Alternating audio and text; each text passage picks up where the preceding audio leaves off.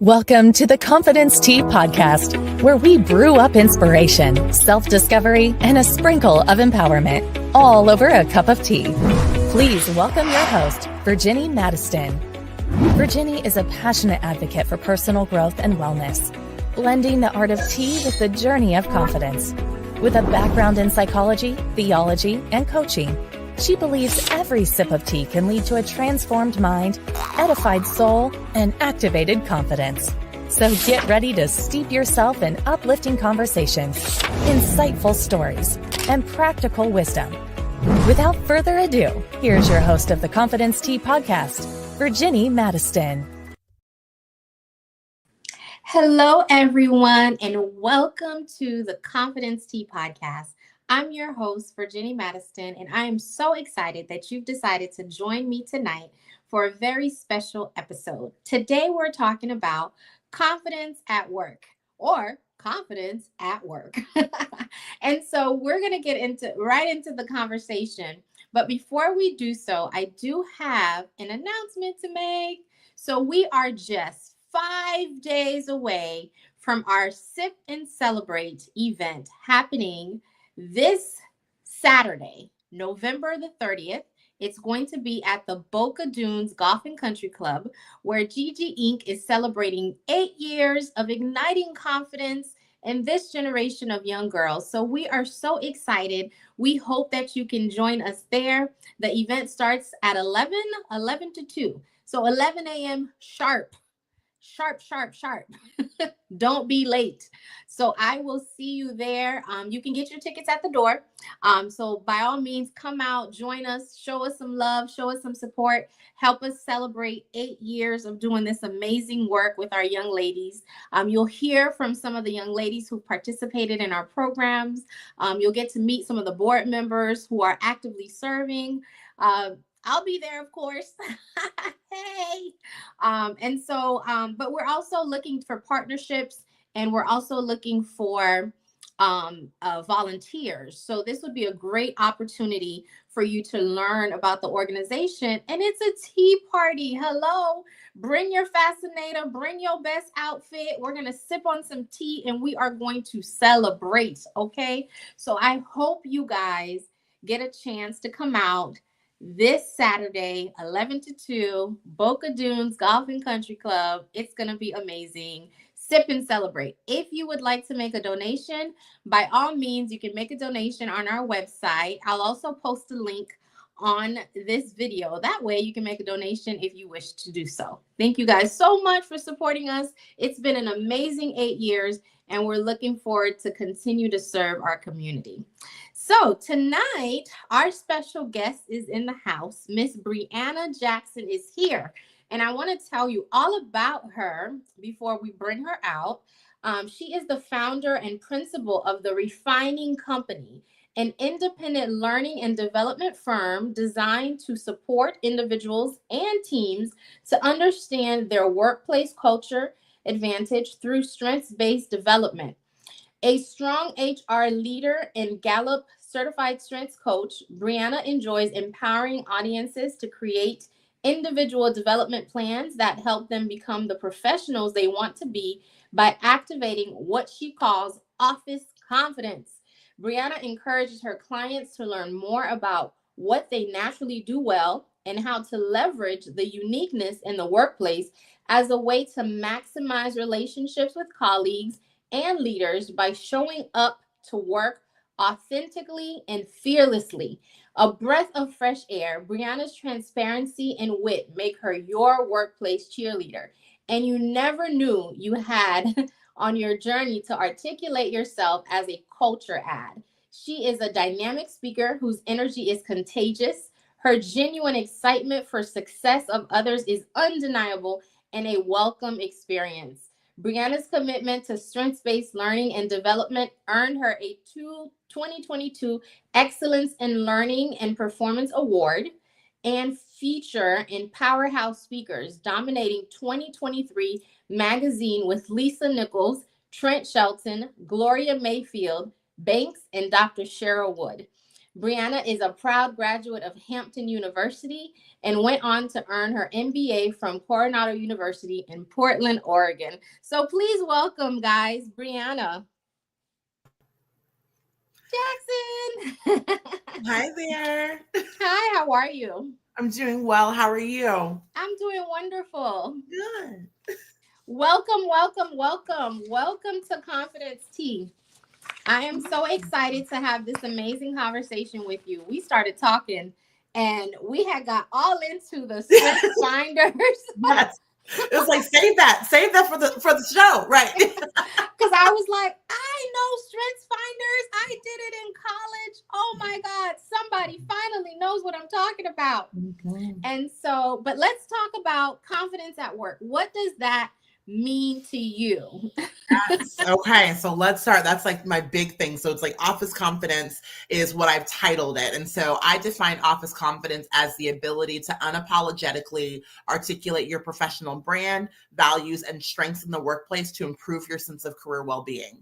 And so I couch everything that I do with the lens of office confidence. And I really feel like it's a spectrum that we all have a measure of office confidence. It's just about being able to activate it. So I talk a lot about activation in terms of being able to say, like, you know, yes, I can walk into a room just like, hey guys, I'm here. Well, hello. But I could also really, if I understand who it is that I am, the value that I bring to the workspace, then I could start to ignite myself to be able to be a champion for myself or for the causes that I believe in. I can tell you not only what I need, but I can also tell you what I don't feel comfortable with or what I need help with. And I think what happens often is that we struggle at work, most often when it's like, we're not really thinking intentionally about our brand. Who do you want to be at work? And who you are at work may also be who you want to be in the community or with your family or friends, or it might be somebody different. And so it's going to take a little bit more effort to be able to be intentional about how it is that we show up, that we're taking on the work that matters to us, and that we're also saying no, or like, no, thank you, or not right now, and really pushing on those boundaries when necessary to become the professionals that we deserve to be, that we desire to be, and I know that we can be. So that's office confidence. That's what I mean when I'm talking about that. Oh, wow. That is awesome. You said so much that we have to definitely unpack all of that. Because one of the things you said is like sometimes who we are at work and who we are in everyday, like for me, I work in the medical field. And so sometimes like I don't have the opportunity to be confidence tea, like, where I'm in an environment where it may not always be that may not always, I'm not always available to be that person. And I play a different role. Sometimes people at work do see a version, they get to see this side of me. And sometimes it's like, when they do, it's like, oh my God, like I had no idea. Yeah. And absolutely. And that's what it is. It's about like, how might we be able, and that's like my favorite question to ask. It's like, how might we? It's like, I love to be curious and imagine like, what could a different future look like, right? In the like short term or even long term, but like, how do I blend like the very best parts of myself? Like for my family, I often play like the secretary role. I am the administrative assistant of my family. Call this person, write this thing, do this thing. But I don't want to get stuck in that role at work. I don't want to be, and there's nothing wrong with being the administrative assistant. That's just not like my ministry, as I say, like full out. But there are some really great skills that go along with being able to, have such strong communication skills. So how can I blend the parts of myself? We don't have to necessarily have so many distinct personas in different spaces, but it's about like, how do I, and this is where Gallup Clifton Strengths comes in, is like, how do I naturally think, feel, and behave? And how might I be able to use what comes naturally to me in the workplace to be able to gain a sense of comfort with who it is that I am, how it is that I show up, and use that to my advantage so that I can get the results that I want while I'm with my colleagues at work. And I can definitely identify with what you're saying because, for example, like when I'm at work, you have a lot of people that are oh, I don't want to, oh, we have to do a presentation, like anything that involves communication, standing in front of the room. And I'm always like, oh, I'll do it. Or they'll just nominate me. Okay, Gigi, you'll do it. There's a presentation, or we have to do, and so they'll naturally just put me in. And that, because that's my strength, communication, I don't mind. Like, I'm going to naturally walk into that role and embrace that role.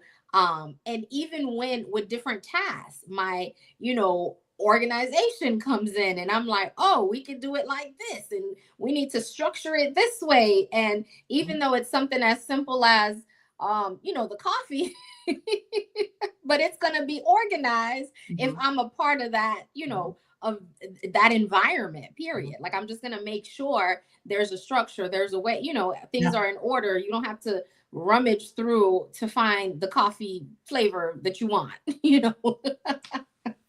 She's like, because I alphabetized it too, right? And I was like, and that's good, and I love that. It's like, I know where my strengths are. I know where, it's like it makes sense for me to be able to think this way and to achieve my goals in this way. And something that I also work with people on is like, and what happens if we lean too far into that too often? Because what can naturally happen, like, is I'll use a different example, then I'll come back to that one. But like, oh, the person who, works on the finance team is now also going to be the treasurer of our, of our fund committee. It's like, I don't want to be the treasurer of the fund committee. I do that for my job. I want to be able to use my creative side. We have to be able to, say like, this is who I am. I know what I do. And I also have a voice to be able to say, and not too much on me about that right now. Like, I don't want to do that, or I want to explore. But again, there's an art to articulating who it is that you are, what it is that you bring, what it is that you need, so that you can, again, build that brand at work the way that you want to. And so when I think about your example about like, organization, I know I'll be able to, get the coffee like where it needs to be. You'll find it. It's alphabetized from, to A to Z.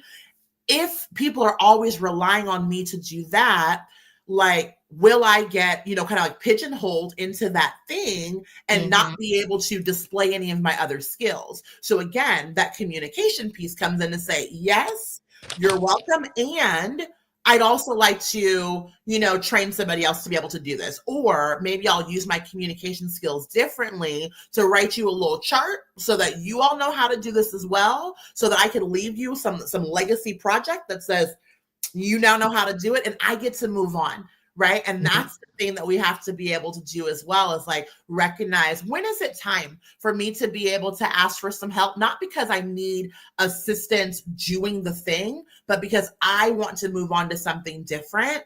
And so I want to empower somebody else, encourage somebody else to give this a try, so that you're not always calling me to find out, is it Tazo before it's the this one? It's like, no, like, it's Lipton, then Tazo. Like, I can always be your person. Right. And so we have to be able to speak up and to be able to share and know what our interests are, so that we can gracefully transition to other things. That graceful transition. Yes, the graceful. Don't just, I'm fed up, I'm leaving, but like, okay, this has been great. I want to, leave something for you to be able to try it yourself. Call me if you need assistance, but I'm not going to be the one doing it. And that's important too. And that is very important. I think one of the things that I have struggled with being a leader is delegation, and just kind of what you said, passing the torch, because there might be something, yes, I do this well, but I still want to be able to show someone else how to do it and pass the torch, because I may not want to do it all the time. Yes. Yeah, it's a process. Go ahead. Sorry. Go ahead. And so it's just a daunting task sometimes. It's to retrain your brain to say, it's okay. Yes, this is my strength. Because I think when I first discovered Strengths Finders, and you can kind of tell the audience a little bit about Strengths Finders, but I took this course in college, and I mean, it rings true still to this day. But when I took this course, I discovered, oh my God, these are my top strengths. These are the things that I'm really good at. And so I honed in on those skill sets, and I was like, I am good at this, so I'm going to continue to develop these skill sets. so that I can just dominate and play in my lane. Yeah. But it also talks about kind of like the good and the, being an effective communicator, but then are you listening, right?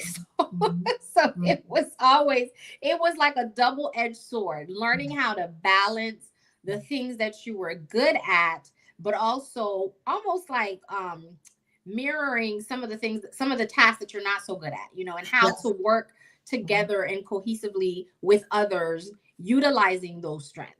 Absolutely. Absolutely. So to give people just that, if you're not familiar with Clifton Strengths, or you haven't seen it or heard of this, in a while, it used to be called Strength Finders. And then when Donald Clifton, who is the founder of the work, passed away in, I want to say 2003, they retitled it to Clifton Strengths. So Don Clifton made Clifton Strength Finders, and they retitled it to Clifton Strengths. And what it is an assessment that has over 100, I want to say it's like 144 questions that are really kind of like split decision, like, do you prefer this or this or this, and really get you to like answer just these really quick kind of this or that kind of scenarios, and it'll spit you out a report that numbers your I'll call them talents, but numbers your talents 1 through 34.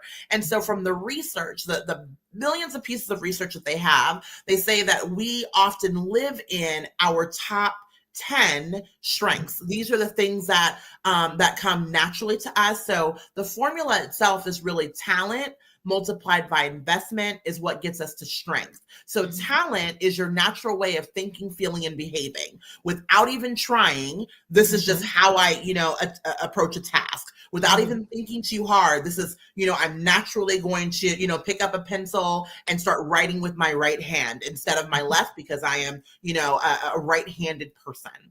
When you multiply your natural way of thinking, feeling, and behaving by investment, which is time spent practicing or developing a knowledge base, that's how you get to strength, which is basically defined as like near perfect performance in a given task. And so it's to say that, yes, you and I both, are strong communicators. We probably both, love words, enjoy debate, like would rather be spending time in conversation than in silence. Just like true. But we still have to invest in that. And so I'll give you an example that I often share is that when I was in high school, and even though, I look really young, but I didn't have a cell phone in high school. It was a little before that time, right? I used to carry around 2 books at a time. I carried around the book that I was reading and the dictionary. So when I came to a word that I didn't understand, I'd stop reading my book, I'd open the dictionary, I'd find the word, see the definition, and then challenge myself to then use that new word in a paper, in a conversation within that same week.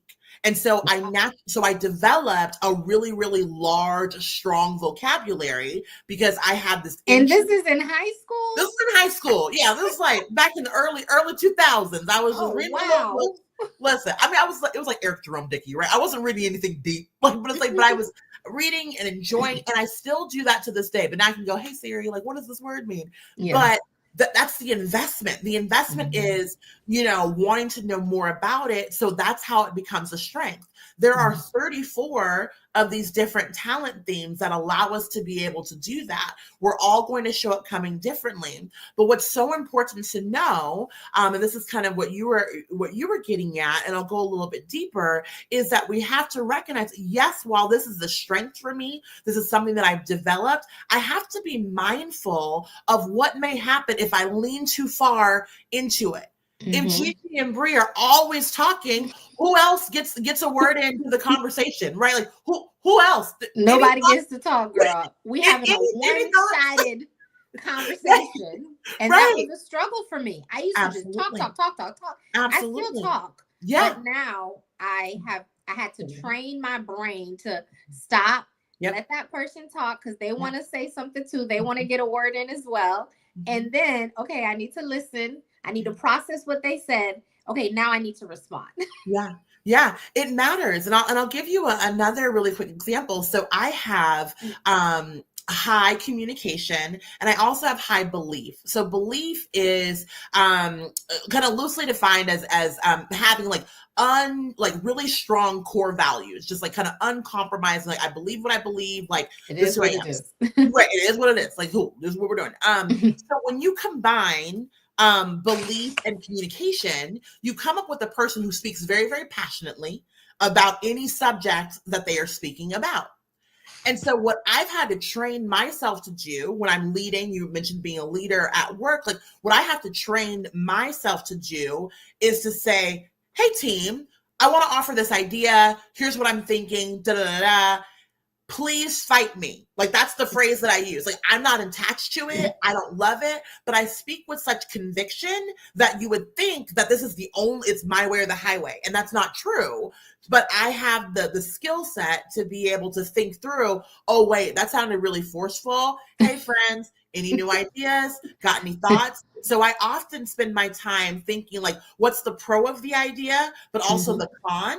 And so to kind of disrupt groupthink, we're like, oh yeah, Brianna sounds really passionate. We'll go that way. I'm like, but here's the other idea. And they're like, well, actually, that's a good idea too. And it's like, yeah, let's have a dialogue. It's not just me grandstanding about the idea, but that has come with training and with practice to think critically about how it is that I show up in the workspace to ensure that I'm inviting other people into conversation as well. Absolutely. And even, to piggyback off of what you're saying, same thing, had to learn. So my number one strength is activator. And so that is that person that I want to do it right now. We're not moving fast enough. We should have did this yesterday. And so as a leader over time, one of the skills that I had to really work on developing is we can't do everything today. Yes, I want to go. I want to activate it. Oh, we're doing something. Let's go. I need this. We're doing it all today. Never mind, the finished product, but we're doing it. We're doing it. And so I struggled and, initially, but again, learning these different things about myself, I struggled because I was like, oh man, yeah. You tell me, let's do something, let's plan something. I'm ready. You gave me the idea. I'm ready to go before you are. And so I had to learn to slow it down, take a breath, and yes, let's activate, and I'm great. I make a great part of any team because I'm going to light fire. I'm lighting matches. We're going to get it done. Right. However, I've had to develop other skills along the way to make sure that we're not doing things haphazardly. Right. We're not just doing stuff and just to be doing it, Right. There has to be a plan. And so I work really well with people that are, what's the one that they have, like the organizers, like the ones that are, okay, step 1, step 2, because I don't have that. I just want to go. Right.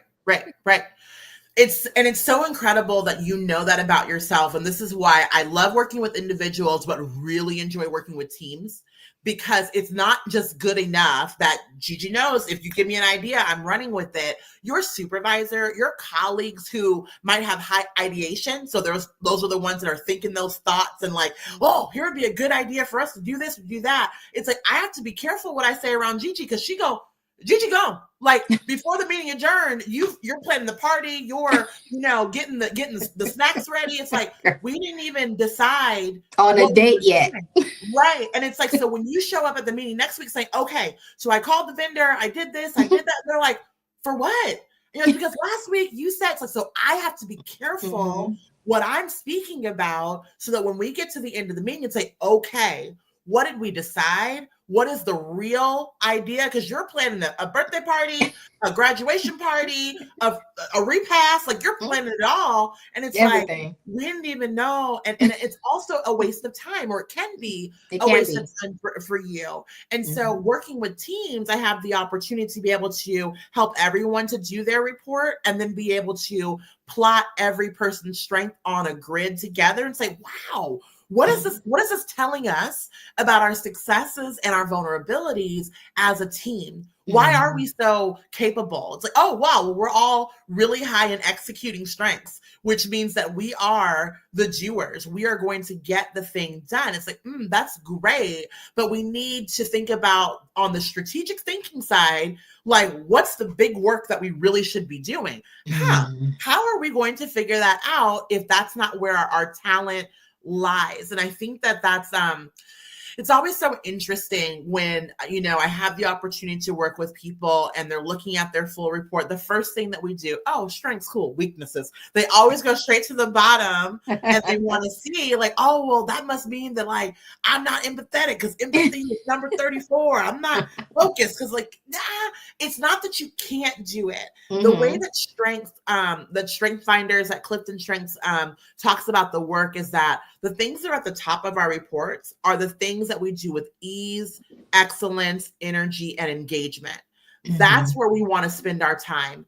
Can I be really, really disciplined and work on the same thing over and over? Can I be consistent and not have any variation to my routine? Oh, I could, but it's not going to bring me joy. It's not going to help me the best work product out of me, right? And so when you allow me to have a dynamic work environment, when you allow me to be able to do the things as I want to, then you get to see the creativity and I feel better. And so that's the fun part of looking at your report, to be able to say like, oh, okay, this explains a lot about who I am, about how I show up.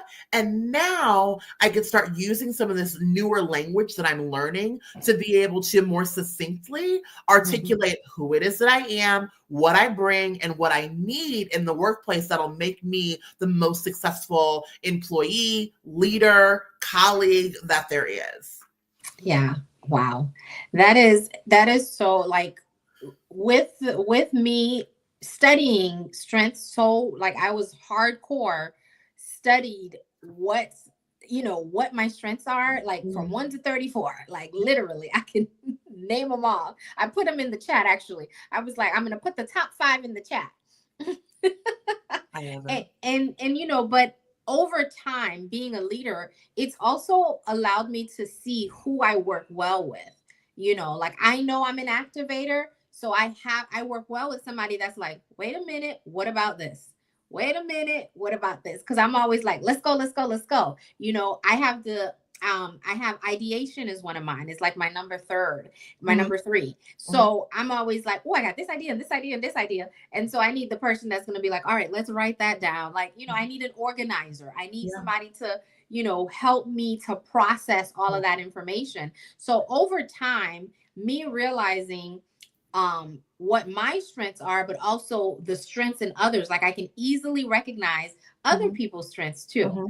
And so with my coworkers and, even teams that I've led, I'm always like, oh, this is you, work on this, like strengthen that muscle. It's almost like, going to the gym. If you're a good activator, I want to allow you to work in your strengths. I don't want to deny you, but I just want to show you how to meter it. I don't want you to fly off the deep end. Yes. But it's one of those things. It's so, I love what you're saying, because it's really when I have the opportunities to speak to like a room full of leaders, is what I talk about. We want to talk about how do we advance, our equity goals without calling them that, because we're in this season where, unfortunately, diversity, equity, and inclusion and belonging initiatives are under attack. We're scaling back our resources. We're scaling back the team. We're leaving positions unfilled that were previously so important, right, for us to be able to fill. And now it's like, oh, what happened? Now we don't have the time. We don't have the money. What? Okay, cool. Another topic for another day. But I'm like, you want to get really into moving the needle on equity. It's really in strength-based development. Why? Because there are 2 approaches to development. The first is the conventional approach. The conventional approach says there's an issue or there's an area that needs improvement. Let's create an improvement plan. You're not a good public speaker. So you know what, Gigi, we're going to put you on every stage that you've ever seen in your life until you figure it out and get it right. But again, that could be harmful. That could be devastating because you don't know why. You might lose me. Right. I'm not doing that. I was like, what? It's like, again, that's not something that I do with ease, with excellence, energy, or engagement. So you really just disengage me by saying, you're not good at this, so go do it some more. No, thank you.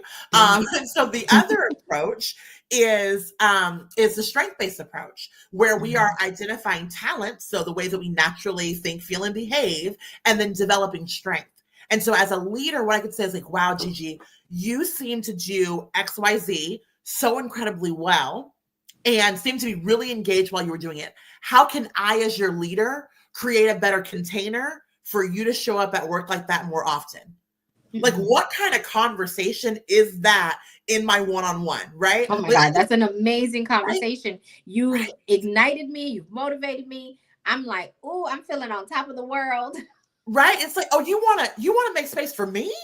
Let me look, how much time? Look, we have 40. Okay, how much time do we have for this conversation, right? There's a different level of energy that comes when you, as a leader, see me as the subject matter expert of myself. Yes. And so when you want to know more about how to get the best work from me, how to get my most creative ideas, how I can work better with my colleagues, how I can treat our customers better, how it is that I can look forward to Monday just like I look forward to Friday, like, you would do well to ask me more about what it would take for that environment or for that container to be built. And those few things that I just mentioned about treating customers better, telling your friends you work for a great company, achieving more on a daily basis, those are actually like data points that have come out of the Clifton Strengths research, that when we allow people to work in their strength zone, those are things that happen.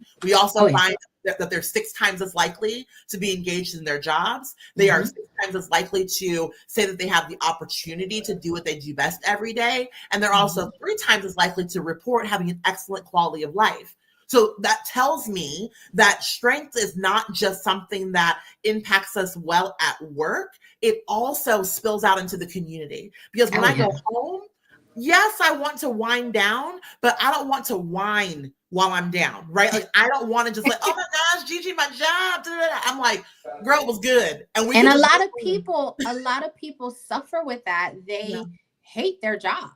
Like, they hate. It's like, oh my God, I like can't wait to go home. Can't wait, but when you have, and I've had those types of jobs, where I just love what I do. I'm always, and it's like, it feels like, oh man, this is just amazing, And so it's a different life. You're not tired.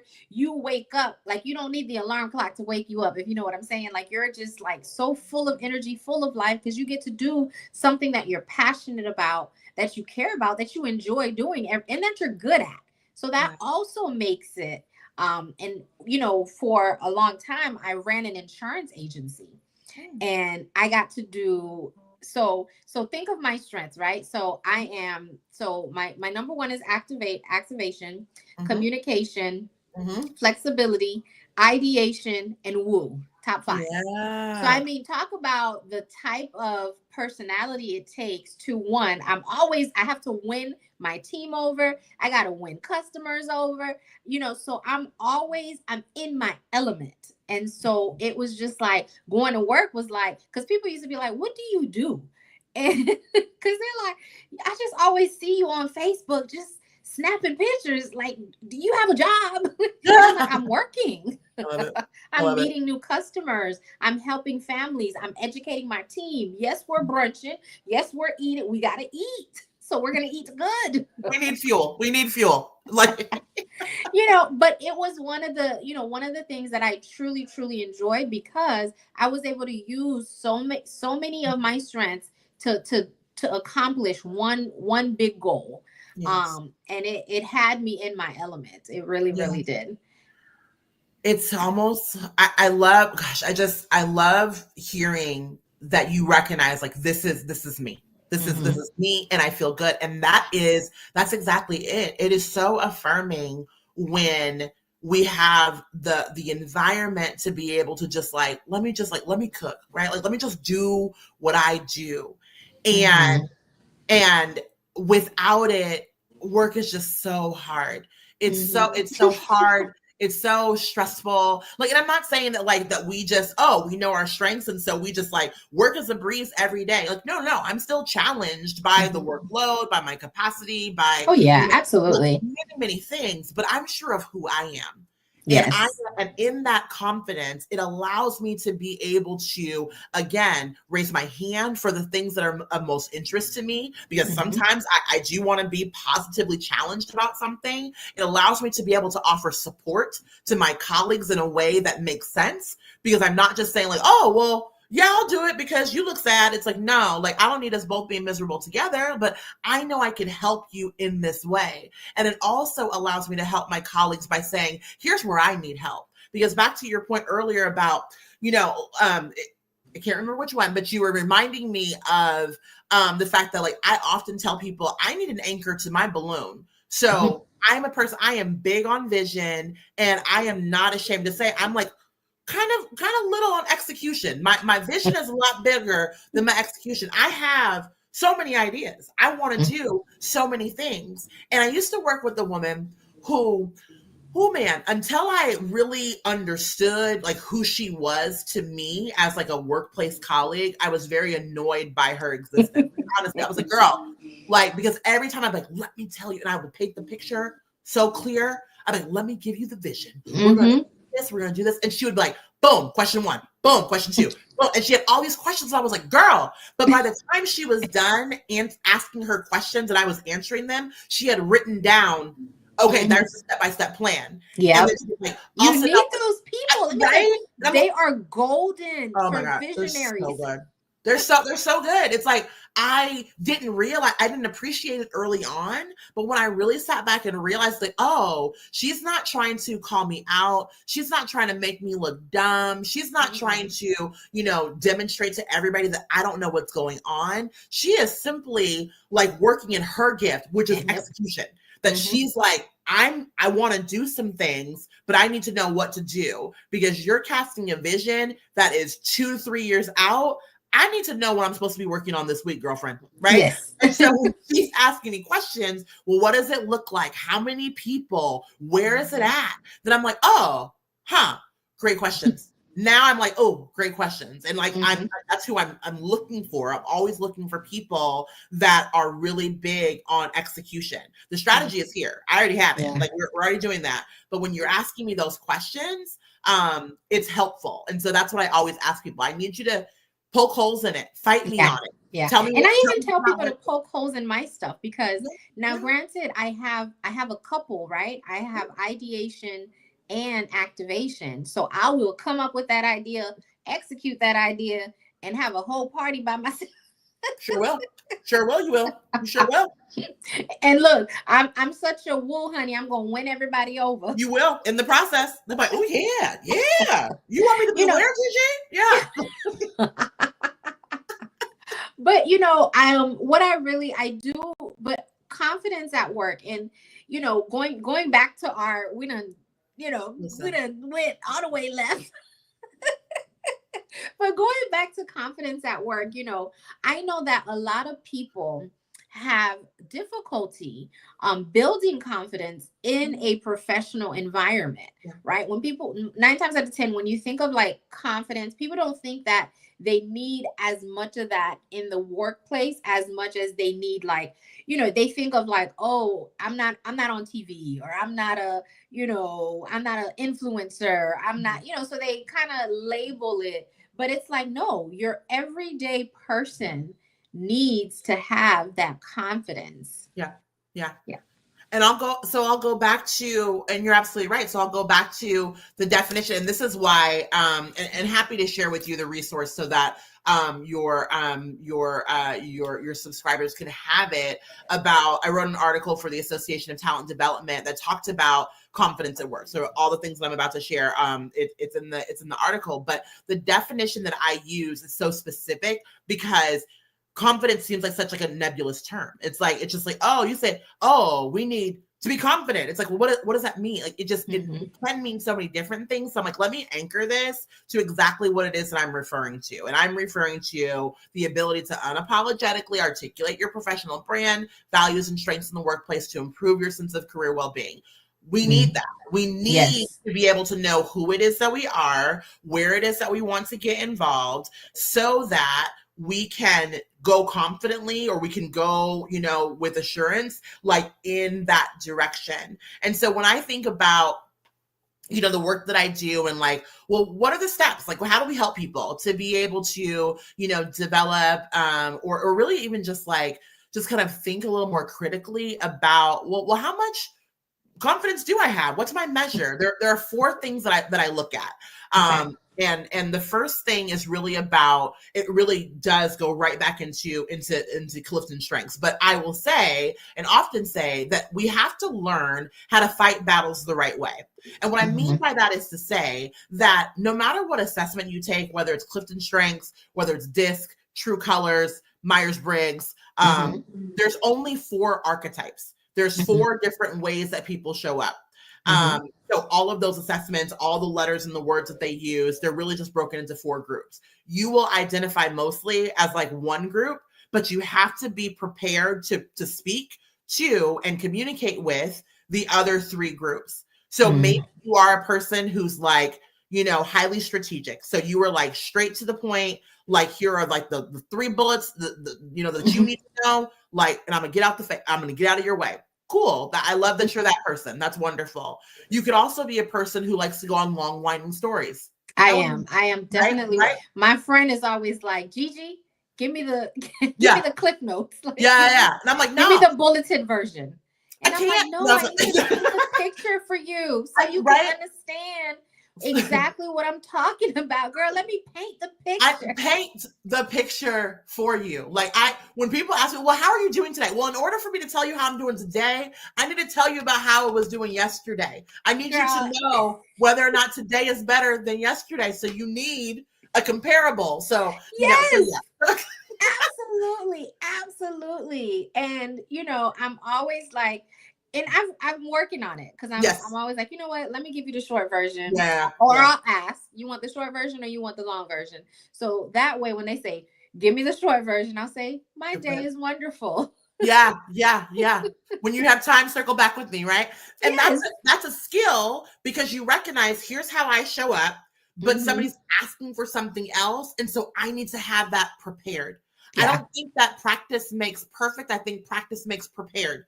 And what's really important is that, so we have some people who are, straight to the point, some who go on like long winding stories. We have some who are really only concerned about the data. What are the numbers saying? When you walk and say, oh my gosh, it was a lot of people. Girl, how many? Well, it was 4. Okay, calm down. All right, now I could like recalibrate my brain to know that like you're just tripping. And it wasn't really that much, right? And then the last one is that there are people that are very concerned about the people involved.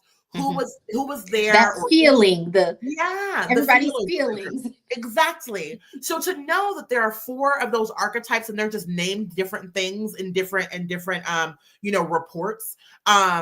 It's important to take one of these assessments to figure out, how do you show up? And then start thinking about, how do I prepare for the other people? Because when we walk into rooms, they say, all right, you're on stage, go ahead and do your presentation. And you start out telling your story. Well, let me set the scene. It was 1962 when you're not going to get everybody. Exactly. And somebody might say, you know what? Our meeting just got moved up. Can you get to the point? And it's like, oh, now I'm flustered. And now I'm feeling a type of way because I wasn't prepared to shift.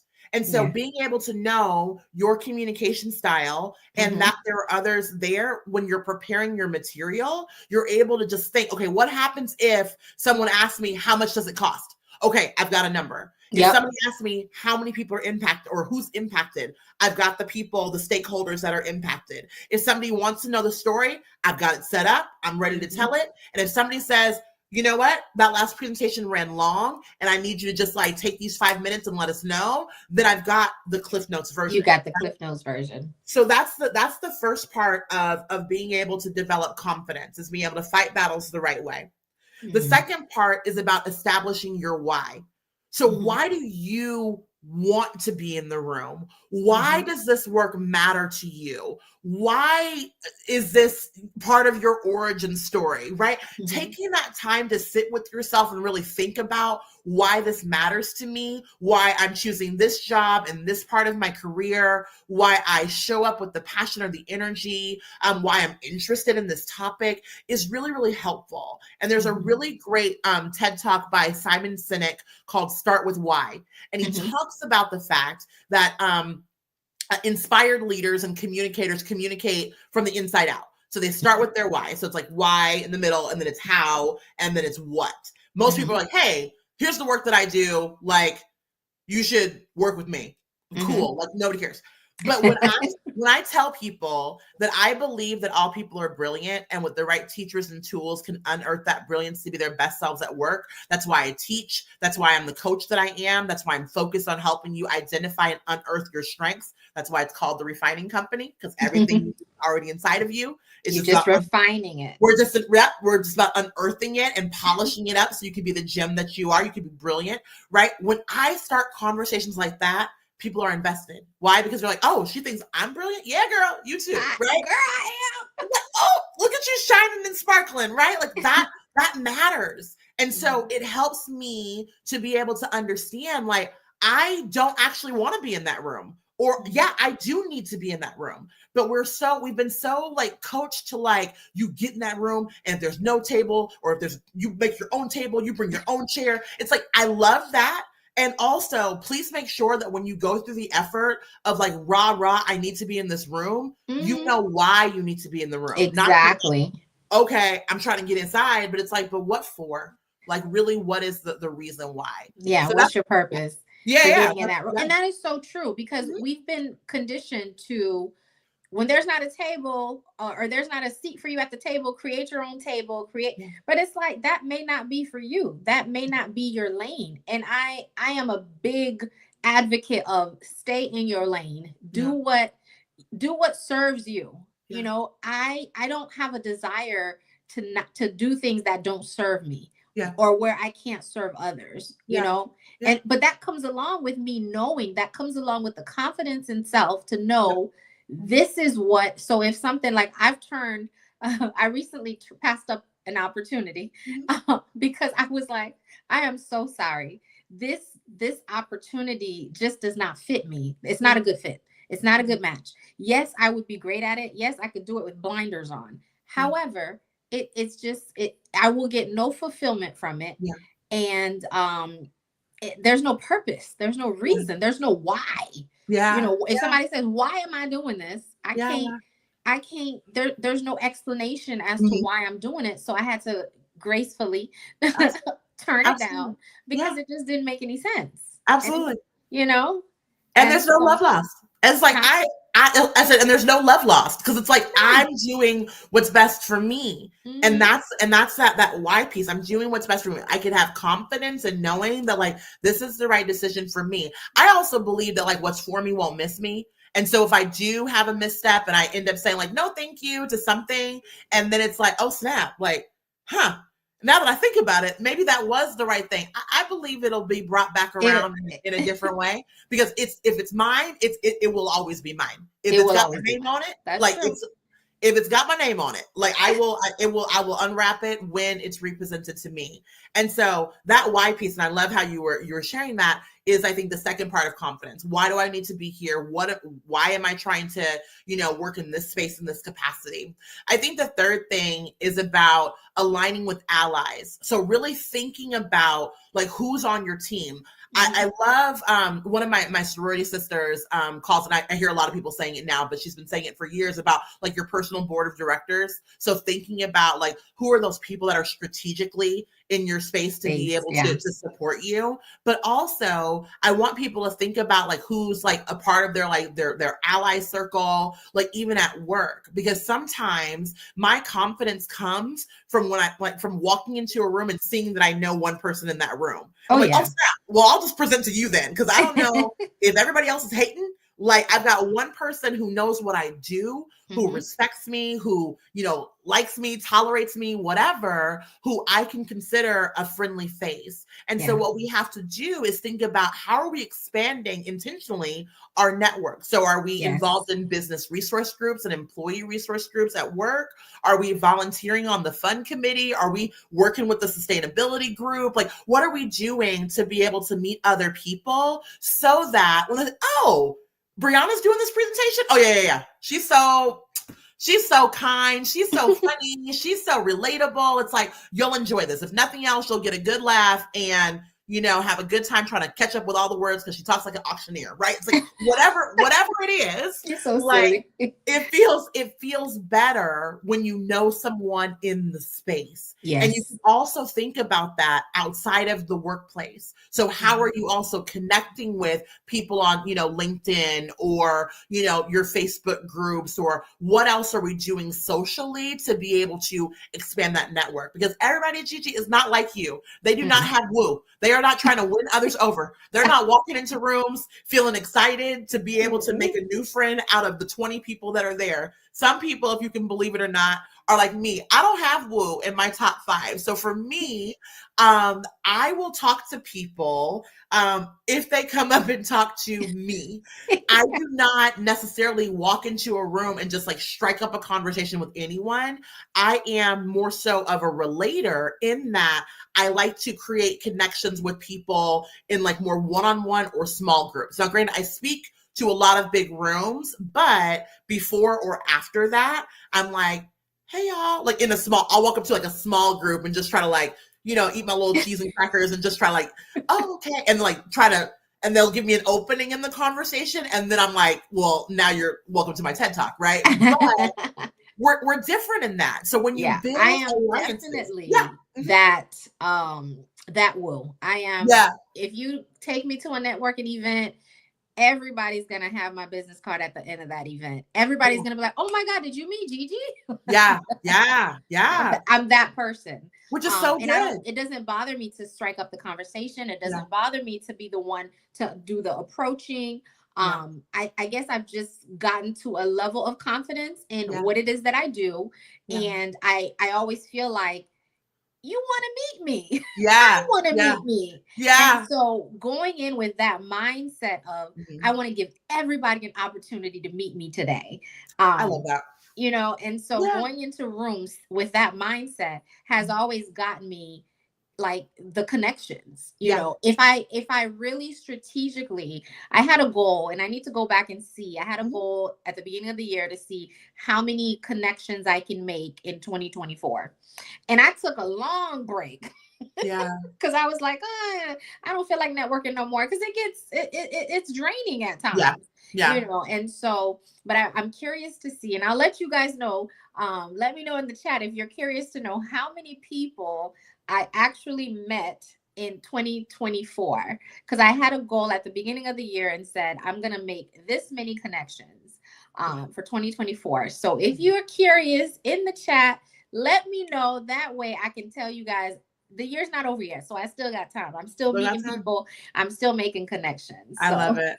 I love it. And that's so incredible. And I think that whether you are an extrovert or an introvert, or this other term like ambivert, which is what I feel like I am, where it's like I definitely am an extrovert when needed, but I'm also like kind of like, back in the cut if I'm like a little nervous. And it's amazing because it's like, oh, how do you teach confidence and you also are shy? It's like, I'm not shy all the time. But we can be dynamic. So that's fine. But it's like, what's the goal when you go to an event? It's like, well, I want to, like, where your goal might be like, everyone needs to know who I am, and I'm going to make it a point to make my rounds and meet everyone. Somebody else's goal might be like, I want to meet like 3 new people, or I want to make sure that I connect with like, whom I perceive to be the most charismatic person, or because sometimes attaching yourself to that person could then help you. Oh, have you met my friend Brianna? Oh, great. And now I feel good, right? Because I'm using the influence that Gigi has to be able to work the room. Either way, that's still a part of aligning with allies. Super, super important. And so the last part is about twofold. I mean, the easiest way that I say is just to get those receipts ready, right? And this is what I mean by that. And it's like a twofold thing.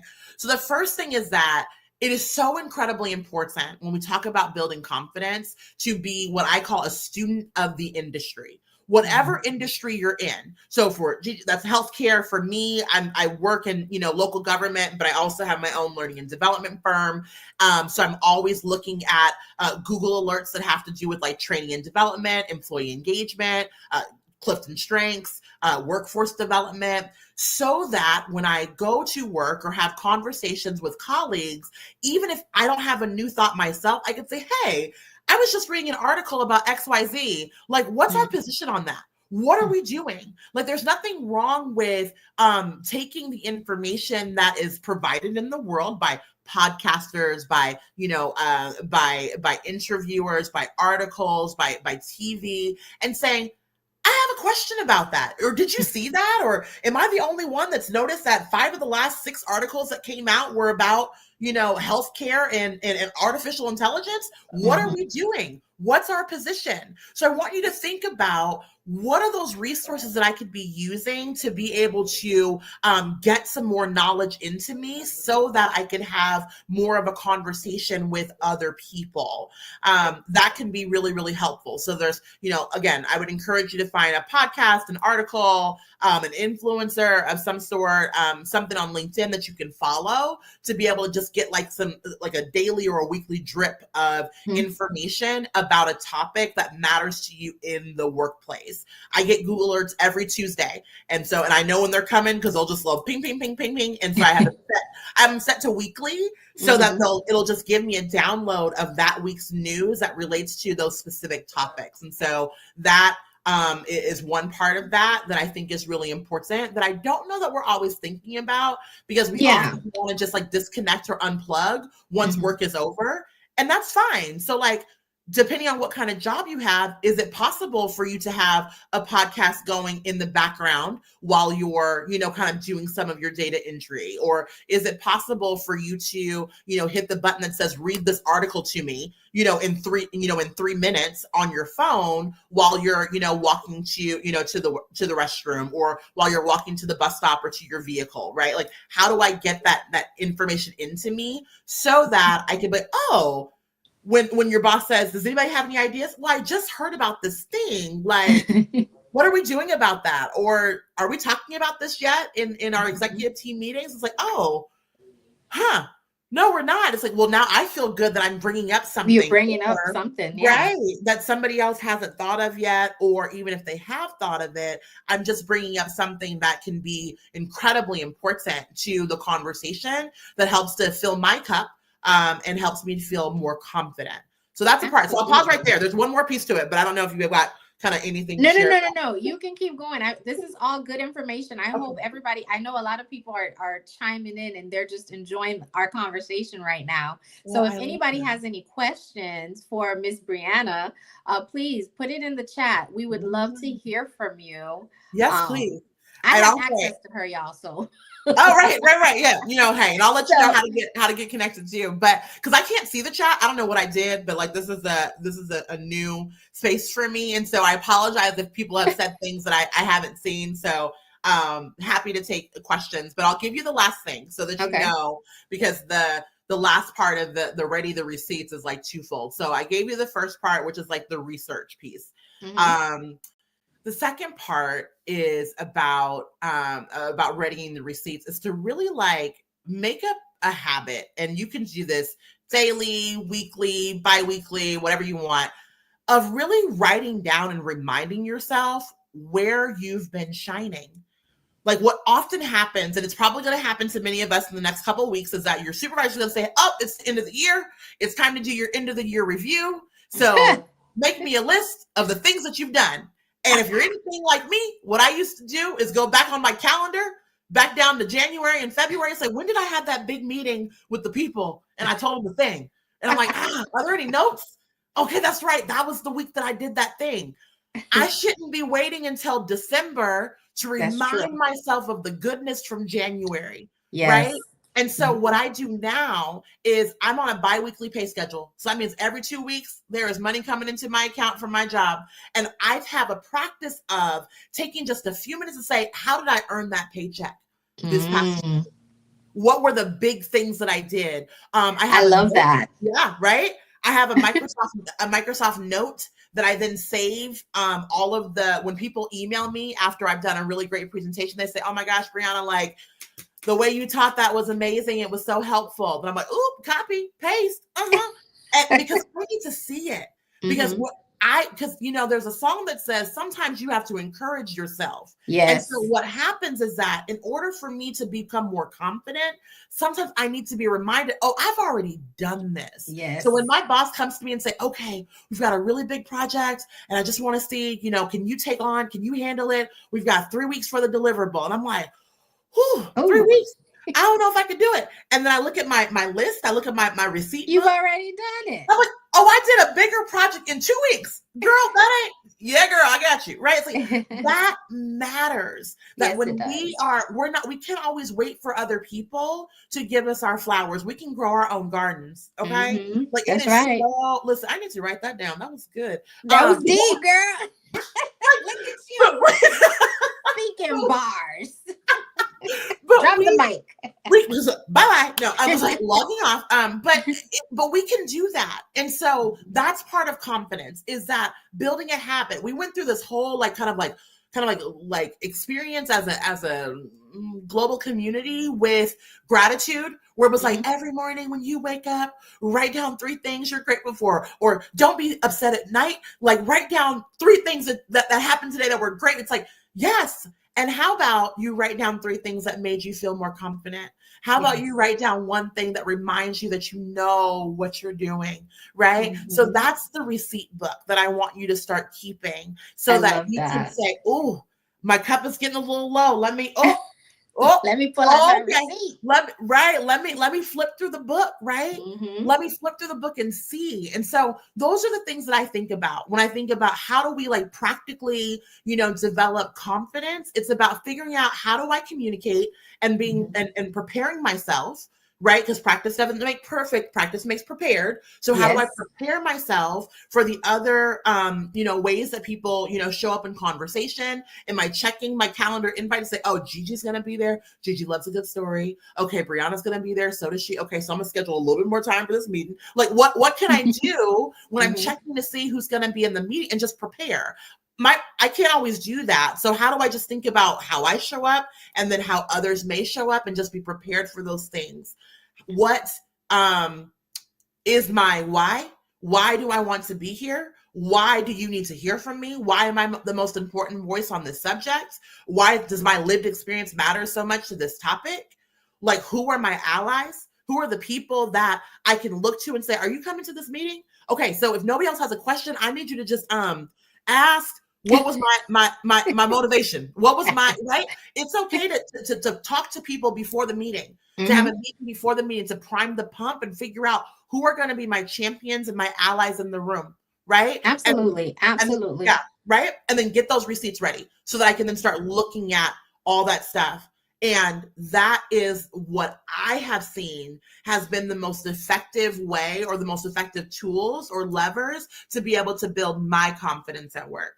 And so that's what I look to, and that's what I share with people, and do a whole bunch of work with them in the process. But that's like a really short version of what I think about when I think about confidence at work.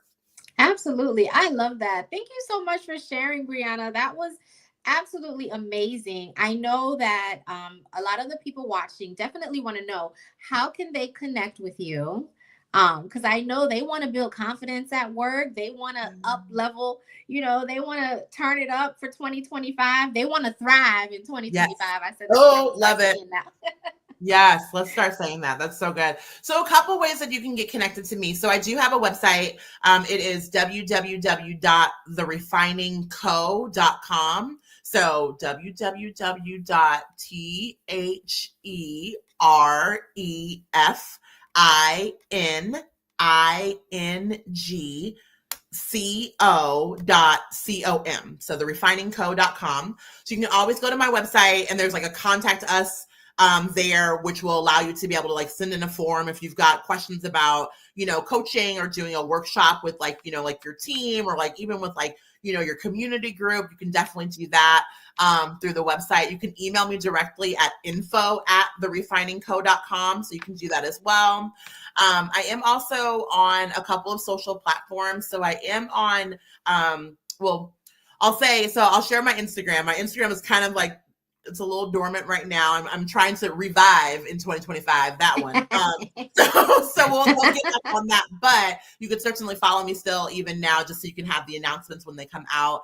So that's at @therefining_company. So that is me on Instagram. And again, you could also find that through my website. And I'm also on LinkedIn. So you can find me on LinkedIn. You can just type in The Refining Company and you'll find my page there. Or if you want to get connected to me personally, it's Brianna Jackson, which is my name on the screen there. But yeah, there's some like exciting stuff that's happening with The Refining Company, really in the next, few weeks or so, but definitely in 2025. And so I really would encourage you to jump on my website so you can join my mailing list. So I could start, I do not send emails right now, but there will be some announcements that are coming. I am in a book anthology, and so I'll have that book in my hot little hands very soon. Which Good is for you. Yeah, thank you. It's a collection. Congratulations. Thank you. It's a collection of stories. It's called Voices of Change: Turning Your Mess into a Message. I like that. So I wrote an essay in that book.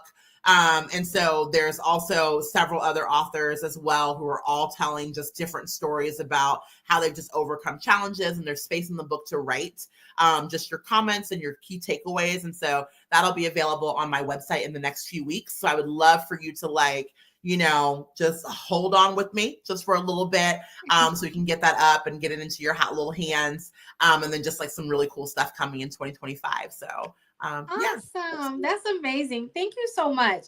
Thank you so much for just coming in and sharing all of this pertinent information that can help us to be more confident at work. I really, we got to do this again. And you're in Portland. And I am. I'm in Eugene. So we definitely have to connect. We got to have tea. Absolutely. The tea, I have to say, I have my tea that you sent me, and it is quite tasty. So I can't remember what you sent, but I am enjoying this thoroughly. So we have to do this. I'm so glad you are. That's Absolutely. awesome. Yes. Oh, thank you so much. Thank you, everyone, for tuning in to another episode of Confidence Tea with Brianna Jackson from The Refining Company. And we discuss confidence at work. So thank you for tuning in. I just want to tell you guys, stay tuned. We're gonna have some amazing guests. We're getting ready to close our season off, but we have a couple more guests. So be patient with me. Stay tuned. I will see you soon. So thank you guys for tuning in. Have a wonderful evening. Mwah.